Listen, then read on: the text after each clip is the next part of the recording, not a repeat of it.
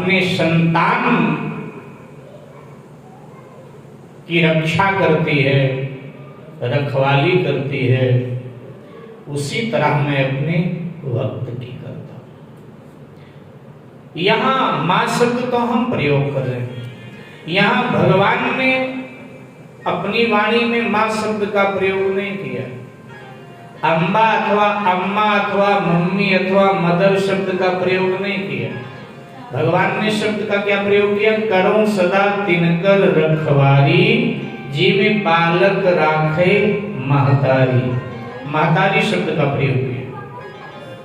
महतारी शब्द मेहतर का अपभ्रंश है, मेहतर से बना है शब्द महतारी। मेरे भाई बहन, जो काम मेहतर करता है वही काम महतारी करती है, और वही काम भगवान कहते हैं मैं करता हूं। मेहतर का क्या काम?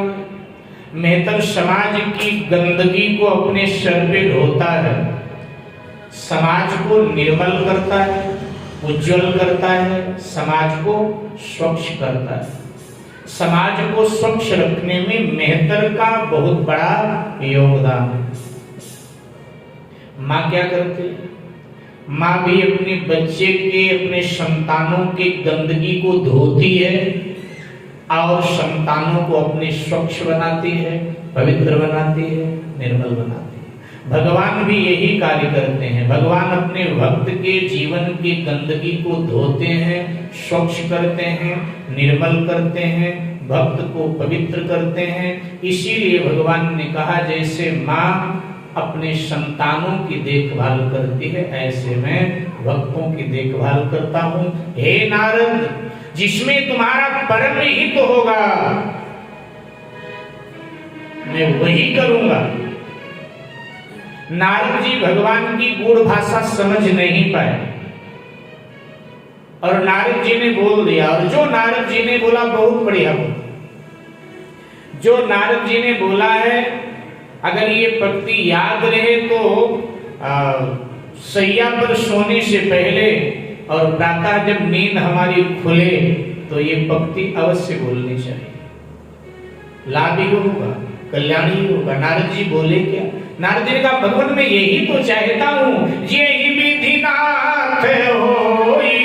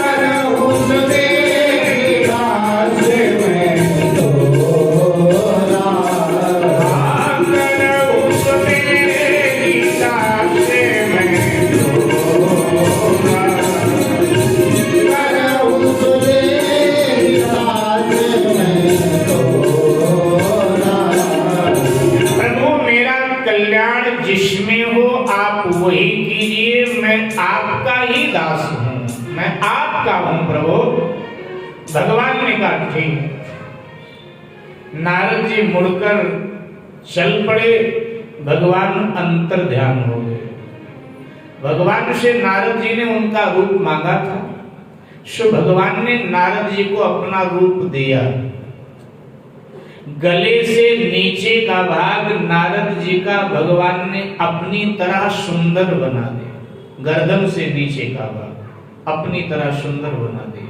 लेकिन नारद जी का जो मुखमंडल था वो बंदर का बना दिया। इसी में नारद जी का परम कल्याण छिपा था। अच्छा, अब सौंदर्य की पकड़ होती कहां से? भाई सौंदर्य की पकड़ तो मुख से ही होती। अब किसी का मुख कुरूप हो और सारा शरीर सुंदर हो तो क्या उसे आप सुंदर कहेंगे? आप सुंदर नहीं कह सकते। लेकिन सारा शरीर कुरूप हो लेकिन मुख उसका सुंदर हो तो आप कहते हैं बहुत सुंदर। तो मुख बंदर का बना दिया, बाकी शरीर अपनी तरह सुंदर बना दिया। नारद जी अहंकार में फूले हैं कि मेरे जैसा सुंदर कोई नहीं, कि बाकी अंग नारद जी देख रहे हैं ना कि बहुत सुंदर हो गया तो मेरा शरीर। स्वयंवर मंडप में प्रवेश कर जाते हैं। उधर कैलाशपति भगवान शंकर कैलाश से सब देख रहे थे, तो शंकर जी ने सोचा न जाने कब तक ये लीला भगवान की चले, तो अगर मैं यही देखता रहूंगा तो मेरा भजन रुक जाएगा, भजन बाधित होगा। इसलिए शंकर जी ने अपने दो गण बुलाए, उन्हें शंकर जी ने दिव्य दृष्टि प्रदान किया और कहा तुम दोनों जाओ स्वयंवर मंडप में, नारद जी की दुर्दशा देखते रहना, क्या क्या उनकी दुर्दशा होती है, और सुनो, बोलना नहीं केवल देखना है, और फिर देख करके आके मुझे बताना कि क्या क्या नारद जी की दुर्दशा हुई। गणों ने कहा ठीक है महाराज। गण चल पड़े और शंकर जी समाधि। इधर गण पहुंचे, उधर शंकर अपना नारद जी दिख गए। गणों ने ब्राह्मण वेश ले रखा था, नारद जी को प्रणाम किया। नारद जी ने आशीर्वाद दिया, बोले ब्राह्मणों ये तो बताओ यहाँ जितने राजा महाराजा आए हैं सबसे सुंदर कौन है? शंकर जी के गणों ने कहा बाबा सबसे सुंदर तो आप। अगर विश्व मोहिनी ने आपको देख लिया तो सबको छोड़कर आपका वर्ण कर लेगी, आपके गले में बरमाला डाल देगी। और ये कहते कहते स्वयंवर मंडप में प्रवेश कर गए। नारद जी ने कहा कहाँ बैठूं? शंकर जी के गणों ने कहा ये प्रवेश द्वार पर ही एक स्थान खाली, यहीं बैठ जाओ। क्योंकि सभा में जब कोई प्रवेश करता है तो उसकी दृष्टि जो सबसे आगे बैठा होता है उस पर पड़ती है, या तो जो सबसे पीछे बैठा होता है उस पर उसकी दृष्टि पड़ती है।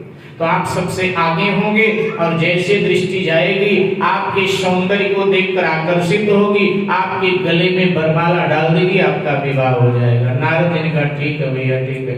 नारद जी जो प्रथम स्थान रिक्त था वहीं बैठ गए, अहंकार में फूले हुए कि मुझ जैसा कोई सुंदर। अच्छा ध्यान दें, भगवान अपने भक्त के मान सम्मान का भी ध्यान रखते हैं। नारद जी का ये रूप केवल 3 को ही दिखाई पड़ा कि नारद जी का मुख बंदर का है, केवल 3 लोगों को। शंकर जी के दोनों गणों को दिखाई पड़ा कि नारद जी का मुख बंदर का है, क्योंकि शिव जी के गण हैं और शिव जी ने उन्हें दिव्य दृष्टि प्रदान किया।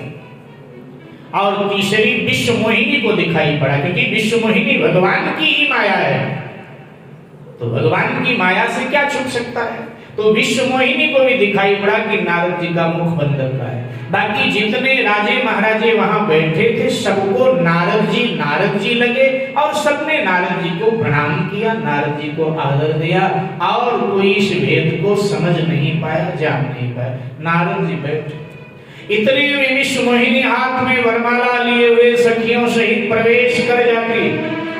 जैसे ही विश्व मोहिनी की दृष्टि नारद जी के ऊपर पड़ी तो एकदम क्रोध में भर गई, बंदर का मुख एकदम क्रोध में भर गई और सखियों से बोली पिताजी से बुलवा करके इस बंदर को हटवाओ, यहाँ बंदर क्या काम। और नारद जी को छोड़ दिया। अरे नारद जी को तो छोड़ा ही, नारद जी के कतार में जितने राजा बैठे थे पूरे कतार को छोड़ करके विश्व मोहिनी दूसरे कतार में दूसरी ओर चली गई। थोड़ा सावधानी से सुनेगा मेरे भाई। नारद जी मूल में संत हैं और विश्व मोहिनी माया है। माया संत के पास टिक नहीं सकती, माया संत के पास रुक नहीं सकती।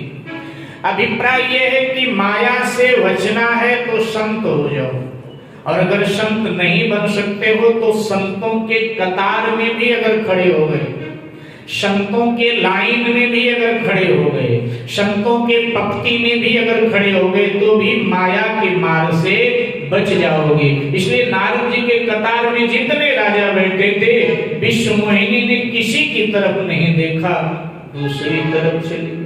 नारद जी की बेचैनी बढ़ी। नारद जी ने शंकर जी के गणों से धीरे से कहा कि भैया क्या हुआ? इसने तो देखा भी नहीं मेरी ओर, तुम लोग कह रहे थे कि देखते ही माला डालेंगे, तो उधर चली गई। गणों ने कहा हाँ आपका चंद्र जैसा सुंदर मुखड़ा वो देख नहीं पाई, ऐसा करो आप भी उधर जाओ।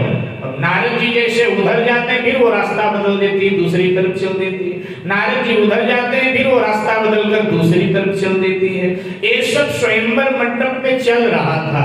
इतने में भगवान श्री नारायण स्वयं राजा बनकर स्वयंवर मंडप में पधार गए और उन्हीं की माया है, विश्व मोहिनी ने उन्हीं के गले में माला डाल दिया। भगवान श्री नारायण विश्व मोहिनी को लेकर चले गए।